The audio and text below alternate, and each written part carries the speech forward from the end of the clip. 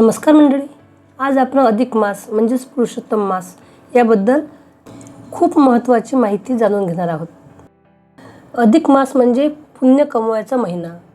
आपण आतापर्यंत पाहिले अधिक मास का येतो, त्याचे काय महत्त्व आहे. तर आता आपण पाहू या काळातील दान धर्म व पुण्यकर्म. अधिक मासात देवाची प्रतिष्ठापना, गृहारंभ, वास्तुशांत, विवाह, उपनयन, तीर्थयात्रा, विशेष मंगल कार्य ही सर्व कार्य वर्ज्य मानली गेली आहेत. या विशेष महिन्याचा स्वामी कोण? तर श्रीकृष्ण भगवान विष्णू. पुरुषोत्तम मास म्हणून या महिन्याला पुरुषोत्तम मास असे म्हणतात. या महिन्यात विशेष करून श्रीकृष्णाची भक्ती, पूजा अर्चा करतात. तीर्थस्नान, उपवास, व्रत, नियम आदीमुळे संसार सुख मिळते. अधिक मासात करावयाची व्रते व त्यासंबंधीचे नियम.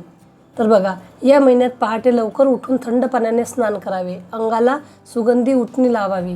नदीवर अथवा तीर्थाच्या ठिकाणी स्नानादी धार्मिक कृत्य करावीत. मन निर्मळ ठेवावे. या महिन्यात आवडीच्या झाडाखाली स्नानाला विशेष महत्त्व आहे. या मासात शक्यतोवर एकाच वेळेस अन्न ग्रहण करावे. जेवताना मौन पाळावे. अधिक महिन्यात रोज देवाजवळ दिवा लावावा आणि महिन्याच्या शेवटी तो ब्राह्मणाला दान द्यावा. या महिन्यात आपल्याला आवडणाऱ्या वस्तूचा त्याग करावा. उदाहरणार्थ एखादे फळ अथवा एखाद्या रंगाचे वस्त्र. या महिन्यातील दानाचे महत्त्व अनन्यसाधारण आहे. अधिकस्य फल अधिकम आहे. हिंदू धर्मात मुलगी जावयाला लक्ष्मीनारायणाचा जोडा मानतात. म्हणून जावयाला तुपात तळलेले 33च्या पटीत अनारसे देतात.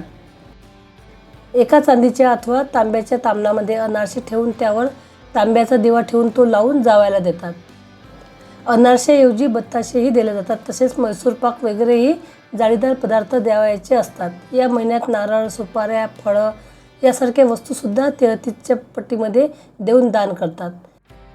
तसेच या महिन्यामध्ये पुरणाचे दिंड करून ती इष्टमित्रांना, नातेवाईकांना भोजन देतात. या दिंडांना धोंडेसुद्धा म्हणतात. म्हणून याला धोंड्याचा महिना असेही म्हणतात. महिनाभर अखंड दीप लावल्यास लक्ष्मी प्राप्ती होते. महिन्यातून निदान 1 दिवस तरी गंगा स्नान केल्यास सर्व पापापासून मुक्ती मिळते. महिनाभर जेवताना मौन पाळल्यास पापाचे निरसन होते. अधिक मासात नित्य कर्मे करावीत. त्यापासून दूर जाऊ नये. काम्य कर्मे करू नयेत. जे केल्या वाचून गत्यंतर नाही अशी कामे अवश्य करावीत. तसेच अधिक मासामध्ये गोदानाचेही खूप महत्त्व आहे. ब्राह्मणास गोदान देणे याचे अतिशय महत्त्व या महिन्यात सांगितले गेले. शक्यतोवर 3 वर्षातून एकदा अधिक मास येतो. अधिक मासामध्ये जावयाचे मानपान करतात हे आपल्याला माहीत आहेच. परंतु अधिक मासामध्ये विवाहित स्त्रिया आपल्या आईची ओटी भरा असंही आता सांगण्यात येते. अधिक मासात ग्रंथवाचन, पोथी वाचन अवश्य करावं. सत्संग तसेच अधिक महिन्याची पोथी शुद्ध सात्विक मनाने रोज 1 अध्याय याप्रमाणे महिनाभर वाचून शेवटी उद्यापनाच्या वेळी ब्राह्मणाला दान द्यावी. पोथी वाचन न जमल्यास निदान श्रवण तरी करावी. त्यामुळे भगवान पुरुषोत्तम श्री नारायण प्रसन्न होतो आणि भक्ताचे कल्याण करतो. अधिक मासात केलेल्या पूजेचे तीर्थयात्रेचे फळ अनेक पटीने मिळते. अधिक मासात केलेल्या पूजेचे तीर्थयात्रेचे फळ अनेक पटीने मिळते. स्त्रियांना अखंड सौभाग्याचा व पुत्रप्राप्तीचा लाभ होतो. अधिक मासात उपोषणाला विशेष महत्त्व आहे. उपोषणाचे प्रकार: 1 भुक्त म्हणजेच दिवसातून 1 वेळ जेवावे व 1 वेळ उपवास करावा. महिनाभर तांबूलदान दिल्यास स्त्रियांना अखंड सौभाग्य प्राप्ती होते. अधिक मासामध्ये विवाहित मुलीने आपल्या आईची खणा नारळाने ओटी भरवायची असते.